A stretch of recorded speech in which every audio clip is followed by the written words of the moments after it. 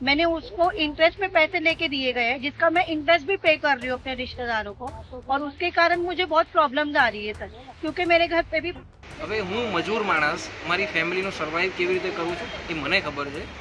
જમીન બધી ટોટલ ગીરવે મૂકી અને એને પૈસા આપ્યા છે.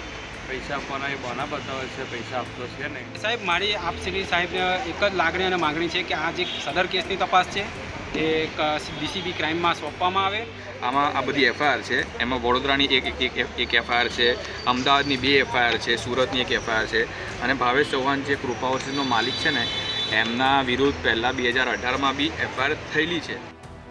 આપ જોઈ રહ્યા છો વડોદરા પોલીસ ભવન સામે એકઠા થયેલા લોકોની ભીડ કે જે ગુજરાતના સામાન્ય પરિવારના છે. કોઈએ વ્યાજ પર લઈને તો કોઈ જમીન ગીરવે મૂકીને વિદેશ જવાના સ્વપ્ન સાકાર કરવા માટે પૈસા એકઠા કર્યા હતા, પણ તેઓને ભોગ બનાવવામાં આવ્યા ગુજરાતના ખૂબ મોટા વિઝાના નામે કરવામાં આવેલ છેતરપિંડીના કિસ્સામાં, કે જેમાં ઘણા વિઝા એજન્ટ પણ તેમના ક્લાયન્ટનું કામ આપીને છેતરાયા છે. ઘણા સમયથી આ લોકો પોલીસ સ્ટેશનના ધક્કા ખાઈ રહ્યા છે, અને તેમની સાથે છેતરપિંડી કરનાર શખ્સ ભાવેશ ચૌહાણ કે જે ટ્રાવેલ અનલિમિટેડ, કૃપા ઓવરસીઝ, કેપ્સન ઓવરસીઝ જેવા અલગ અલગ નામથી લોકોને વિઝાના નામે છેતરે છે અને ખુલ્લે આમ આઝાદ ફરી રહ્યો છે. સાથે ધમકી પણ આપી રહ્યો છે કે જે થાય એ કરી લો, મારી પહોંચ બહુ ઉપર સુધી છે. કદાચ એનામાંથી એટલા મોટા લોકોનો હાથ છે કે પોલીસના હાથ પણ તેના સુધી પહોંચી શક્યા નથી. તેમ છતાં આ લોકો પોતાને ન્યાય મળે તે માટે પ્રયત્ન કરી રહ્યા છે, કારણ કે તેમને વિશ્વાસ છે કે જેમ અમુક ભ્રષ્ટ લોકો આ આરોપીને છાવરી રહ્યા છે, તેમજ ગુજરાત પોલીસના પ્રામાણિક અને સક્ષમ અધિકારીઓ આ આરોપીને પકડીને તેઓને ન્યાય અપાવશે. મારું નામ વકાર પટેલ છે. આજે અમે વડોદરા શહેરના પોલીસ ભવન ખાતે અહીંયા ઉપસ્થિત થયા છીએ. વાત એવી છે સાહેબ કે અમારી સાથે ફ્રોડ થયેલું છે, અને ફ્રોડના અંદર ઘણા બધા એવા વ્યક્તિ છે જે ફ્રોડના શિકાર થયા છે. ગુજરાતના અલગ અલગ શહેરો, અલગ અલગ ગામડા, અલગ અલગ વિસ્તારના લોકો ભોગ બનેલા છે. વડોદરા શહેરના કમિશનર સાહેબને મારી એક જ રિક્વેસ્ટ છે કે સાહેબ આ ભાવેશ ચૌહાણને વહેલી તકે અરેસ્ટ કરી અમને ન્યાય મળે, અને અગાઉ કોઈ બીજી કોઈક સ્ટેટમાં જઈ અને બીજી કોઈ રાજ્યમાં જઈ અને અમારા જેવા લોકોને લોભામણી લાલચો આપીને છેતરે નહીં, એ રીતેનું કાર્ય કરે.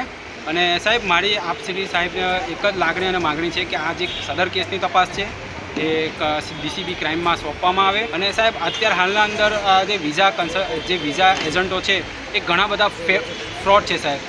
આ રીતે સાહેબ એક કાયદો બનાવો કે જે કોઈ ખોટી રીતે બહાર મોકલતા હોય એ લોકો બીવે સાહેબ, એ લોકોના ધંધા ખોટી રીતે ના બંધ કરે. મારું નામ નિખિલ રાજપૂત છે. હું બરોડામાં ડભોઈ રોડ પર સ્થાયી છું. મારું મોટર મિકેનિકનું કામ છે. ડેલી કમાઈને ડેલી જીવન ગુજારું છું.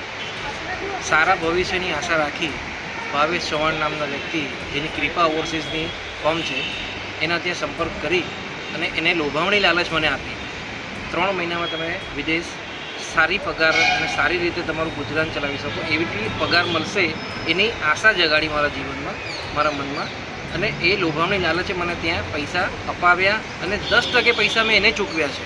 જેનું વળતર માંગવા માટે હું જઉં છું ત્યારે મને જાનથી મારી નાખવાની ધમકી આપી. મારી પહોંચ પોલીસમાં ઉપરના અધિકારીઓ સાથે, મંત્રાલયમાં છે, બધાની સાથે મારી સાંઠગાંઠ છે. આવી ધમકીઓ તને ઘરે બી નહીં પહોંચવા દઉં. હવે હું મજૂર માણસ મારી ફેમિલીનું સર્વાઈવ કેવી રીતે કરું છું એ મને ખબર છે. એ માણસ આવી ધમકી આપે છે ત્યારે હું પોલીસ સ્ટેશન અને ધક્કા ખાઈ અને જે ન્યાય માટેની ગુહાર છે મારી, એ બસ ન્યાય મને અપાવો અને મારા વળતરના પૈસા મને પરત અપાવો, જેથી હું આ વ્યાજના દરમાંથી પણ હું છૂટું. सर मेरा नाम आरती नारंग है। मैं मुंबई से आई हूँ ऑल द वे, और मैं कृपा ओवरसीज़ के नाम की कंप्लेंट देने के लिए आई हूँ, जिसने मेरा 1,25,000 रुपये लिए, जिसके कारण मुझे ऑल द वे मुंबई से आना पड़ रहा है। मेरा इतना पैसा जा रहा है यहाँ पे आने के लिए। मैंने उसको इंटरेस्ट पे पैसे लेके दिए गए हैं, जिसका मैं इंटरेस्ट भी पे कर रही हूँ अपने रिश्तेदारों को। घर पे भी बहुत प्रॉब्लम्स आ रही है, बिकॉज इंटरेस्ट पे नहीं कर पा रही हूँ मैंने पैसे तो ले लिए सब, मगर अभी मुझे चुकाना प्रॉब्लम हो रहा है। और ऑल द वे मैं मुंबई से अगर आई हूँ तो मेरा भी काफ़ी पैसा लग रहा है यहाँ पे आने के लिए। मेरा जॉब का भी इशू आ रहा है, जिसके कारण मुझे छुट्टी लेके आना पड़ रहा है। तो मैं रिक्वेस्ट करूँगी कि ये जो भी भावेश चौहान है वो जल्द से जल्द पकड़ा गया। Thank you. આપતો છે નહીં, અને એ ઓફિસ બંધ કરીને કંઈક ફરાર થઈ ગયો છે. હવે મને એટલી તકલીફ પડી રહી છે કે મારે અત્યારે ખાવું મુશ્કેલ થઈ ગયું છે. ઘરવાળા બધા હેરાન થઈ ગયા છે. જેને પાર્ટીએ પૈસા આપ્યા છે મને મારવા દોડે છે. તો પ્લીઝ મહેરબાની કરીને પૈસા મને અપાવો. મારા જ પૈસા છે, મારે પાછા લેવાના છે. મને કોઈક LMI આપેલો છે, ફ્લોર છે, અને અમે 2-3 જગ્યાએ પણ બતાવ્યો, એ કોઈ કાગળ કામનું જ છે નહીં. વિરુદ્ધ પહેલાં 2018માં બી એફઆઈઆર થયેલી છે.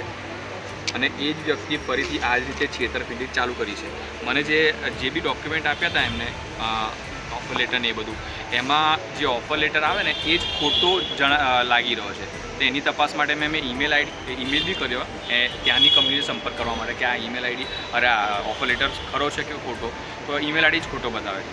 પહેલી વસ્તુ તો મેં પછી બરોડામાં FIR બી કરી અને મારી પાછળ ઘણા બધા એવા છોકરાઓ છે મારા જેવા જેમના 1 લાખ, 1.25 લાખ, 1.5 લાખ, 2 લાખ, 5 લાખ અને 14 લાખ રૂપિયા સુધીનું બી એવા વ્યક્તિઓ મને મળ્યા છે વડોદરામાં જેમની જોડે આવો ફ્રોડ થયો છે. મેં FIR કરી છે અને પોલીસ સ્ટેશન જ્યારે જઈએ છીએ ત્યારે પોલીસ સ્ટેશનવાળા એવું કહે છે કે અમારી તપાસ ચાલુ છે, એ તપાસ કરે છે, પણ આટલા ટાઈમ સુધી એ પકડાયો નથી એટલે એક નવાઈની વસ્તુ છે. બાકી તો ઓફિશિયલ્સ જો ધારે તો કોઈ બી વ્યક્તિને એમના ફોન નંબર દ્વારા કે ટ્રેસ કરીને કોઈ બી રીતે એ લોકો શોધી કાઢી શકે, પણ હજુ સુધી પકડાયો કેમ નથી? મારે મેઇન સવાલ એ છે. અમે આટલે સુધી એટલા માટે આવ્યો છું કે મને પ્રશાસન પર અને મને કાયદા પર વિશ્વાસ છે. ઇમિગ્રેશન ટાઈમ્સના પ્રતિનિધિ સાથે તેઓએ મળીને પોલીસ કમિશનર સામે રજૂઆત કરી અને તેઓએ ત્વરિત કામગીરી હાથ ધરી છે.